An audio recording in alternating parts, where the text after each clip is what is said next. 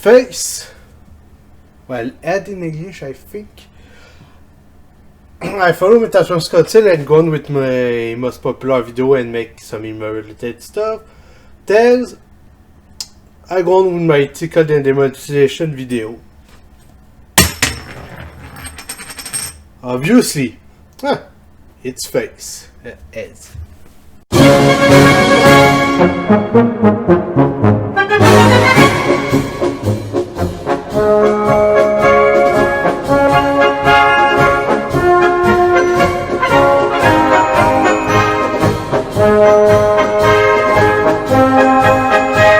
So, for those who made it past the intro, in HEMA, once you've joined the club, so yeah, sure, you need to find one.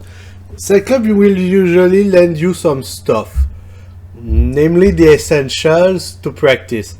That said, you eventually want, if only to not get the sweat of other people, get your own materials. So, as the first buy you want to make in HEMA are gloves. Then it's the fencing masks. For gloves, you've got a few categories, but the cheapest thing you can buy are just random regular gloves. Why? Well, and by the way, the reason those are dirty is because in LARP, when I used to do them, well, while taking care of the fire, I like to just shovel around logs by hand, so bit of so. But yeah, these are kind of sturdy and they can cover a lot of skin, and that's the main use of gloves, covering skin to protect you, because you can get bruises, scratch and whatnot. So your hand can get hurt by playing and doing stuff, and also sometimes, even if it's not sharp, a sword can still draw blood. With that one, I drew blood at least once, maybe twice or thrice, and the other person did not notice. Neither did I. It's after the fight I went, "Hey, you're bleeding." Really? Huh? Doesn't even hurt. But you know, you don't. It's funny. It doesn't hurt that much, but still you don't want that to happen, and you don't want your hand to be hurt by your own sword so much. And sometimes the way some cuts are made in fencing, you know, just having some covering over the skin is useful. If you go further than just some holding your weapons, having just any regular glove is concealed when you have a full guard protection with stuff such as this at my gauche, so a dagger, a rapier. Yeah, rapier protects a lot, but just in case, because you can still get it in the hand, you still want a glove to protect your skin. Whatever type of glove it is, also tournament rules. With basket tilt, same things. For sabers and other weapons with partial guards, we'll go to the heavier categories, but even there, doesn't hurt to at least have some bare minimum. Above the regular gloves, you got padded gloves, so they're just thicker and have some guaranteed length. So that's it. They're good for the same things as the work gloves, just that they protect even better, and it's already not a bad start. Above the padded glove, you have the heavy padded, who have slightly more padding, but mainly some rigid parts. Partially rigid gloves like that are what we could say the entry range for partial guard weapons such as a saber. For better protection above that, well, there's the red dragons. Above red dragons, well, as I should start with red dragons, you also have hockey gloves, which are basically the same thing. The difference is that Red Dragon is a company that do HEMA stuff, various bits of HEMA gear, so you know they're decent. But yeah, if you don't want to import from them, your local sport shop, if they have a hockey glove or anything similar, it's going to do just fine. Then you get into but they do those type of gloves do have the soft spot and weaknesses that still have vulnerabilities, and if they are the higher range for partial guards, if you go with other types of weapons such as a feather, well, for red dragons, I'd say that nylon longsword, you're fine, and very rigid, fairly rigid protection is not a bad thing. And if you're using a feather, so not a longsword per se, but a feather, if you do, you know, soft and slow enough training, so nothing too energetic, they can do the job, but you still want proper rigid gloves. And from the moment you go with any bit of speed or effort with the feather or the or metal longsword, or in fact most metal weapon that do not have some fancy guards, you want fairly rigid protection. Now, for the fairly rigid protection,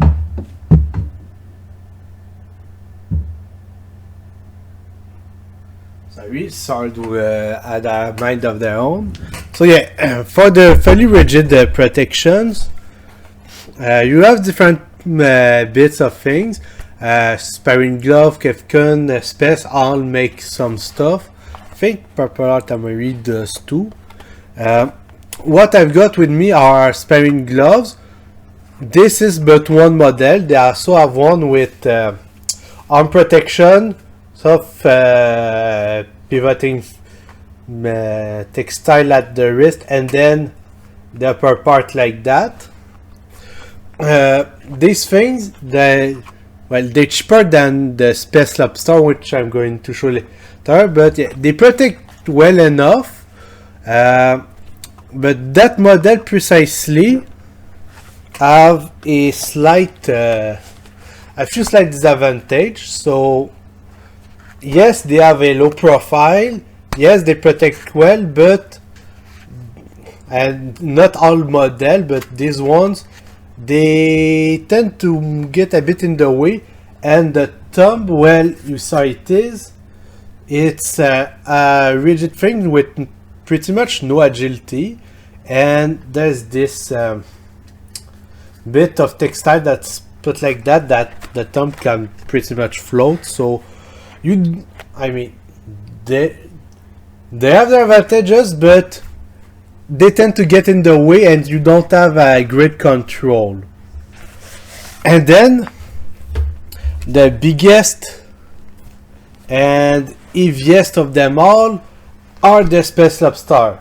I have to remember which company, but I know that some company has a thing that are a 3-fingered glove.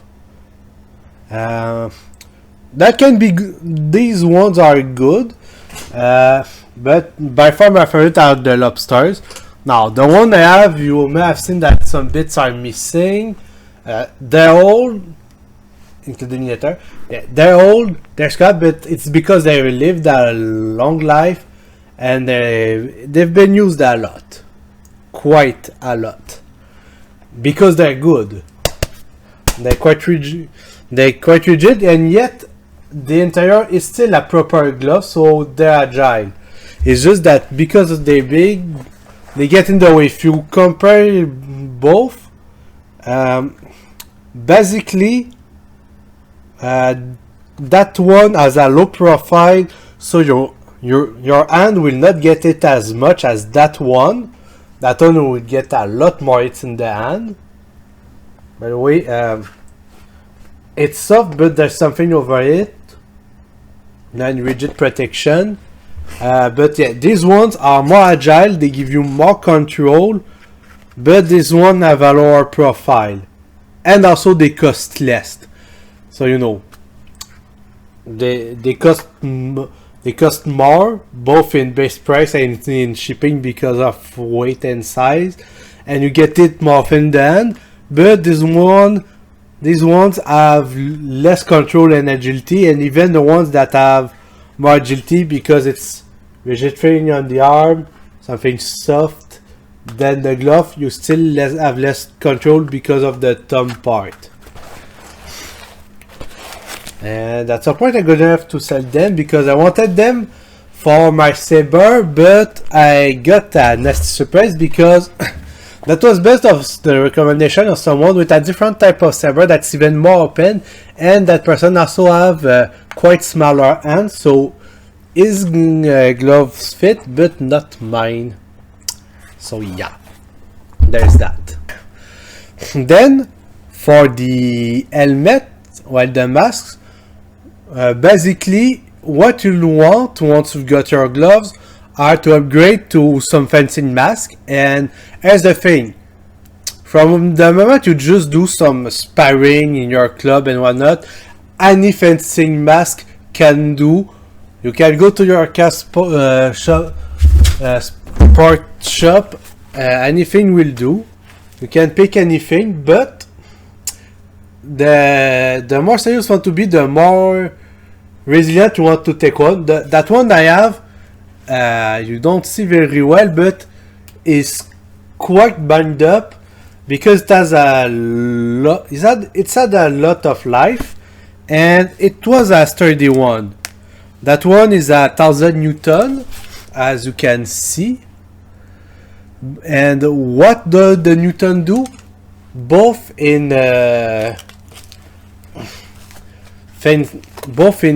jackets and in masks, it's the textile how hard it is to pierce. So by that alone, it means nothing. That said, masks with iron Newtons tend to also be made overall of sturdier material, and therefore will be more durable and resist more sword hit to the face. So yeah, Newton does not directly inform you because the information is not pertinent, but indirectly you know that higher Newtonage is still more reliable. So that's what you need. That said, if you go further and in competitions, you'll want a few things. Sure, eventually you want maybe with usage some optional things like this. This is a purple art armory thing. There also exist other type of models. What do they do? It's that they absorb shock a bit more and they hold your sweat a bit. That's useful. But the real thing you need from the moment you need any competition are these. Well, maybe not that model. That is by Spets. What do they do? It's that yeah, sure, they provide some extra padding. That one protects in the front, but yeah, it won't do that much. The most important part is the behind.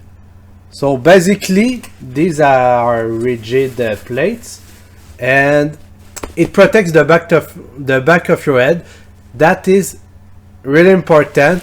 It's a vulnerable spot on the mask, and having it well protected is really important.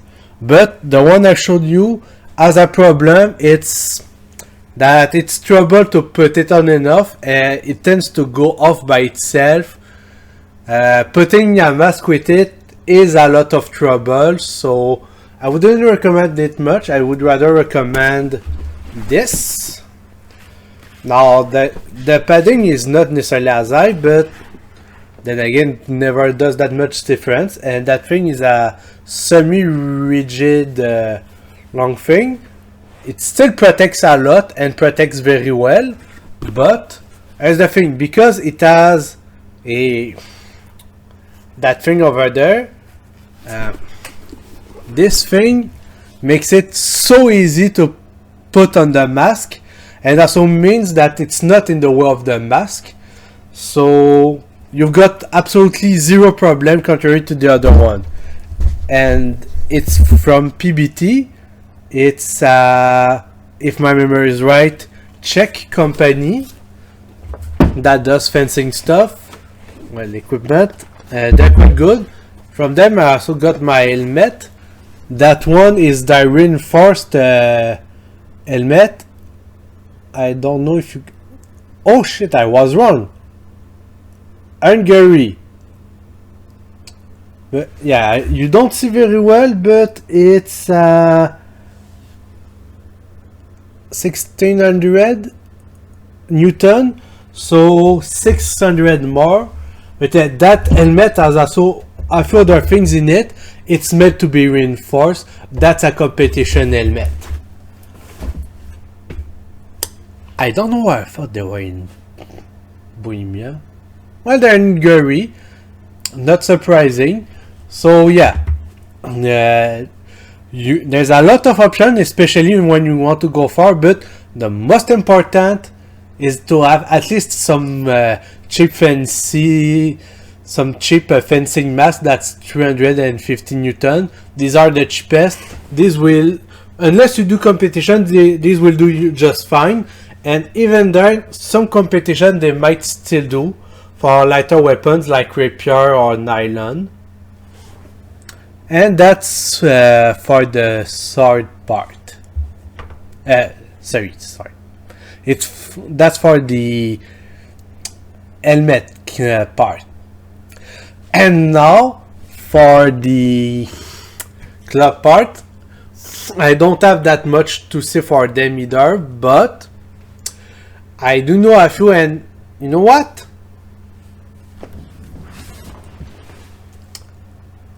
Dang that neutrality.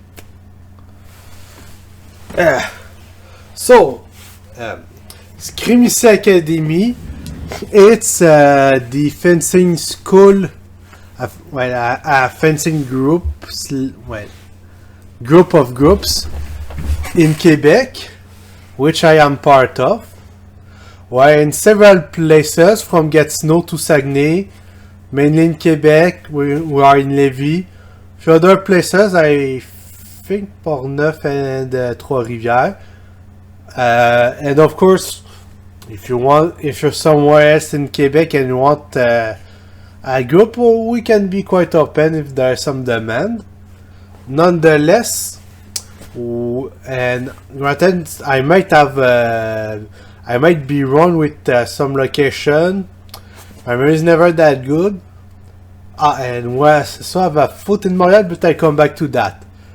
But I'd also come back on the academy itself, but we're a lot. So, of the clubs I know, I don't know many by names and the existence of that many, but from what I know and I can suggest, and so the ones I've interacted with, as far as I know, most states in the northeast part of the US have at least one club, and there's enough of a presence so that Massachusetts and Connecticut both have their own competitions from time to time. IGX in Massachusetts, and I think another state had competition that I've heard of.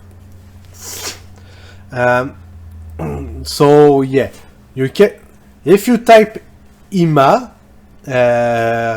and the location where you are, there's a good chance that if there's a club you will find one. HEMA, club, the name of your state, province, or whatnot, you'll find something. In Ontario, I know there's 2 or 3 clubs in Ottawa, also in Toronto. I think in Ottawa, most of them are use university locales. And in Toronto, I think one of them is led by a lady with a flower name. But I can't be exactly quite sure precise because my name memory isn't that good. And going back to Quebec, on top of l'Académie Scrimicie, we also have la compagnie médiévale, who are in Montréal. They're quite a big and nice bunch. And we also have Destreza, which is a rapier school that does Destreza Nova, a style based on another, made by, I'm going to describe him as this guy. Yeah, totally. And when the game question is going to see this, he's most likely going to laugh it a bit. So I think it's safe for me to say that. But yeah, Destreza is at least in Montreal and in Gatineau. I'll have to check, but I think they might be in some other places. And for Montreal, I said that there's la compagnie médiévale, Destreza, and Scrimicie. As the big thing, it's all the same people.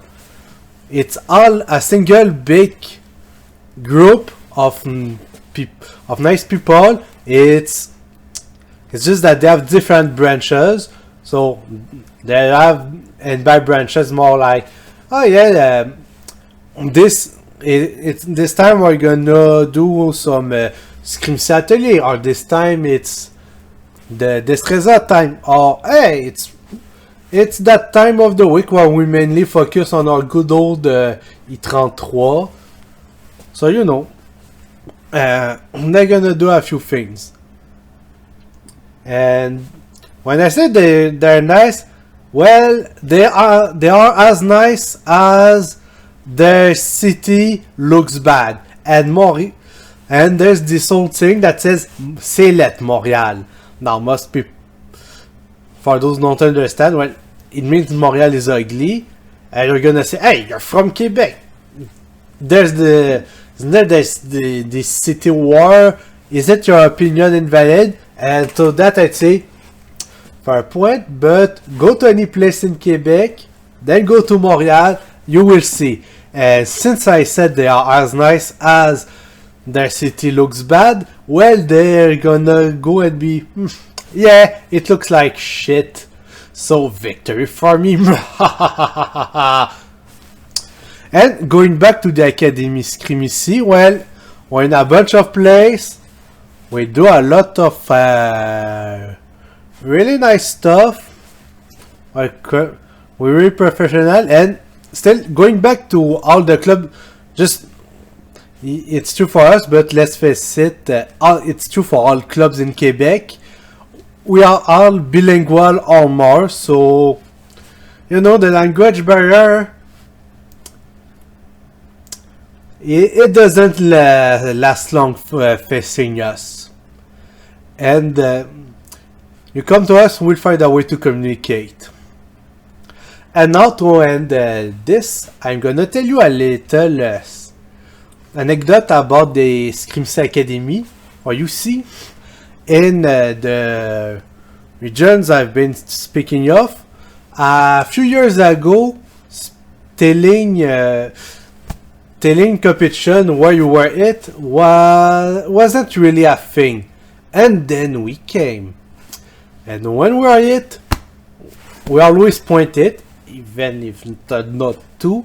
And more experience of us when we know that that have been called for us wasn't good because it was too light, or we did it or was on the flat. We tell it and we go, no, I did it, that was shit. So yeah, we tell our hits when we didn't it good, where we were it, we went it, we did that. Some of us, namely me, have lost medals for that. Kind of hurts, but and end up with respect. And it's the type of respect that over time got people to like our way and think, yeah, that's nice. When they win, we know they win. That's really nice, and they tap the judge, because as someone who's been training to be a judge, saying it is hard, even when you pay attention, so some help is always nice. And yeah, and now that people sing this, and by the way, when they see some of us have lost, don't worry, even I have won some stuff, I'm not that bad, but losing a medal because you shown your hit, it's in a really stressful situation, especially for the bronze medal, because either you're on the podium or you forgot them. It's the battle with the highest stake and stress. So yeah, in important fights we have been doing that. Some of us have lost, some have won, and okay, there's one that those who've been on this competition know as Mr. I can cosplay as a Korean general because I always win. Yeah, he still shows his head, but he didn't lose. So yeah, we can still do good stuff. As I mentioned, I still won a few things. So yeah, it's just that over time, the more is that over time, people liked what we did, and it picked on. And there's many competition now that even if it's not explicitly stated that you must show your hit, it's kind of becoming an unwritten rule in many places that if you don't do it, they're gonna be like, yeah, they're gonna judge you, and not like that, because people are really liking it, and it's making its way. So yeah, that was my little anecdote on this influence that we've had, and I think it's a nice little story. So on this, I bid you farewell, and until the next episodes, which shall normally chronologically be some translation of some episodes that are currently out in French. Well, I say that, but yeah, in the future everything's going to be out, so whatever. Hello to people in the future from past the COVID, and on that, I bid you until next time, and until I make a proper episode or some emo stuff. So goodbye.